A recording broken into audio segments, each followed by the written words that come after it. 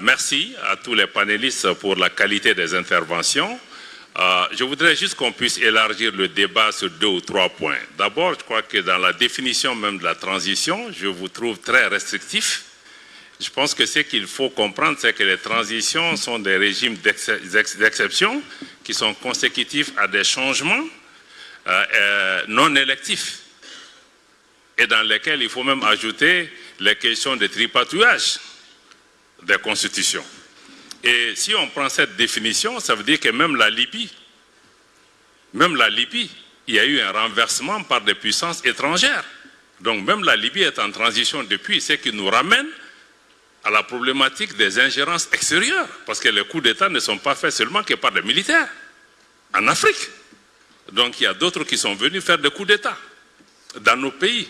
Et jusqu'à présent, la Libye est en transition. Deuxième point, oui, je suis d'accord avec notre sœur de l'AISS sur la question que les transitions peuvent aussi présenter des opportunités. Le cas du Mali est là. Aujourd'hui, nous avons pu modifier et avoir une nouvelle constitution depuis 20 ans. Ça n'a pas été réussi, pas que les régimes précédents n'avaient peut-être pas, c'était pas opportun, mais il y a eu plusieurs facteurs qui n'ont pas permis. Aujourd'hui, c'est une réalité. Et vous mettez aussi l'accent sur le contenu, la teneur des processus de transition, un peu moins peut-être juste sur la durée qui peut être liée aussi à certains facteurs comme les questions sécuritaires au niveau du Mali, qui me semble être important. Mais aussi le Mali, la Guinée ou le Burkina, ce n'est pas les transitions les plus longues. Hein. Il y a d'autres pays. Il y a un pays qui est en transition depuis 2019, personne n'en parle. Quelqu'un a parlé hier, effectivement, il y a des transitions qui sont entre guillemets venimeuses et c'est celles qui irritent tout le monde. Mais il y a des pays en transition qui ont fini en guerre civile et personne n'en parle. Donc je crois qu'il faut vraiment élargir le débat quand vous parlez de ce type de questions et ne pas vous focaliser sur les transitions qu'on aime et celles qu'on n'aime pas. Le Sahel aussi, vous avez dit qu'on a extrait le Sahel. Non. C'est dans votre définition, parce que dans la définition de l'Union africaine, le Sahel va du Sénégal à la Somalie. C'est le Sahel de certains qui constituent les 5 pays ou les 6 pays. Non, je crois qu'il faut aller un peu au-delà. Votre intervention, comme celle de votre voisine de la gauche, je pense qu'il est extrêmement important de comprendre que vous n'avez pas mis l'accent sur les liens, les ingérences extérieures et l'instabilité que cela crée. Je crois que ça me semble être extrêmement important, y compris le soutien au terrorisme par des acteurs étatiques étrangers. Parce que dans beaucoup de nos pays, le terrorisme est fabriqué.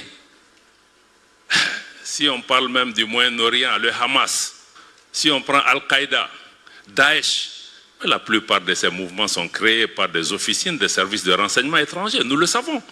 Donc ce n'est pas seulement que des acteurs étatiques, non étatiques, ce sont des acteurs non étatiques instrumentalisés souvent par des États. Même les rébellions dans nos pays, on sait, certains sont fomentés dans des officines, dans des services de renseignement, sur des plateaux de télévision. Donc il y a le rôle de ces forces extérieures qui sont là souvent pour créer l'instabilité. Le terrorisme, c'est une distraction. Parce que vous savez, on ne peut pas lutter contre le terrorisme si on ne sait pas qui est le terroriste, il vient d'où, qui le finance, quelles sont les motivations. Pourquoi on veut nous distraire? Il y a une compétition souvent pour des positions géostratégiques ou pour le contrôle de nos ressources. Donc, il ne faut pas qu'on nous distraie pour dire que bon, c'est djihadiste et tout ça. Il ne faut pas mettre l'accent. Non, ce sont des terroristes. Point final. Donc moi, je crois que ça, c'est important. Mais de dire aussi que les terroristes sont proches de Bamako, c'est un échec, mais il n'y a aucun sanctuaire dans la lutte contre le terrorisme. C'est une guerre asymétrique qui fait frapper partout parce qu'un seul individu peut déstabiliser un État. Il y a eu des attentats à Washington, à New York, à Paris, à Londres. Est-ce que vous avez parlé de la faillite de ces États? Non. Donc moi, je crois qu'il faut vraiment essayer de tempérer le ton. Nous faisons une lutte, nous nous battons, nous faisons des sacrifices. Mais quand Washington est bombardé, personne n'a dit que les États-Unis ont échoué. Merci.